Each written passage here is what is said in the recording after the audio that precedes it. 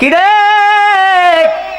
হারুন, 1 বছর না 2 বছর না 40 বছর যাবত তুমি হজ করলা, আল্লাহ রাব্বুল আলামিন তোমার হজ কবুল করে নাই।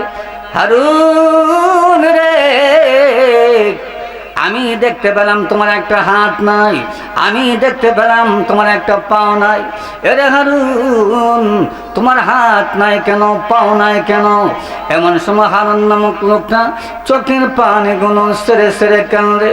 কে গো, আমি আপনাকে চিনতে পারলাম না, তবে যেহেতু আপনি আমার পরিচয় জেনেছেন, আমি বুঝতে পেরেছি আপনি আল্লাহর কোনো ওলি হবেন। ও আল্লাহর ওলি, শোনেন গো, মনে হয় আমার মতো পাপিষ্ট দুনিয়াতে আর কেউ নাই। একদিন আমি আমার আম্মাকে লাথি মেরেছিলাম, একদিন আমি আমার আম্মাকে হাত দিয়ে থাপ্পড় মেরেছিলাম। এরে আল্লাহর ওলি, আমি যখন বুঝতে পারলাম দুনিয়ার সবচাইতে বড় অপরাধী, তখন আমি আমার হাতটা কেটে ফেললাম। আমি যখন বুঝতে পারলাম রে দুনিয়ার সবচাইতে বড় অপরাধী, আমি আমার পাওটাকে কেটে ফেললাম। আল্লাহর ওলি গো, হাত কেটে ফেললাম, পাও কেটে ফেললাম। আল্লাহর দরবারে 40 বছর যাবত আমি হজ করতেছি, আমি আল্লাহর দরবারে কান্নাকাটি করতেছি। এমন সময় আল্লাহর ওলি ডেকে বলেন, হারুন রে, আল্লাহ রাব্বুল আলামিনকে আমি মুরাকাবায় জিজ্ঞাসা করেছিলাম 40 বছরের জীবনের একটা হজ আল্লাহর দরবারে কবুল হয় নাই। এমন সময় ওই হারুন চোখের পানি গুলো সেরে সেরে কান্দে।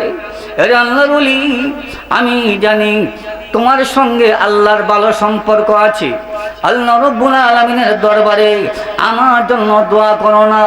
এমন সময় আল্লাহর ওলি সিজদায় পড়ে আল্লাহকে ডাক দিলেন, ও আল্লাহ,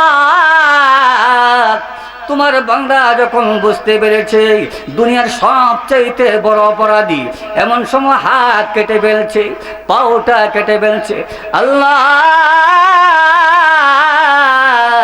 তুমি না রহমান, তুমি না রহিম, আল্লাহ গো, রহমান রহিম নামের খাতিরে মেহেরবানি করে তুমি তোমার বান্দাকে মাফ করে দাও।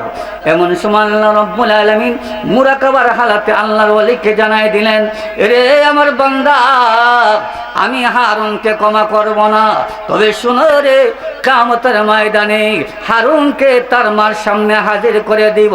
তার মা যদি তারে মাফ করে, আমি আল্লাহ রাব্বুল আলামিন তারে মাফ করে দিব।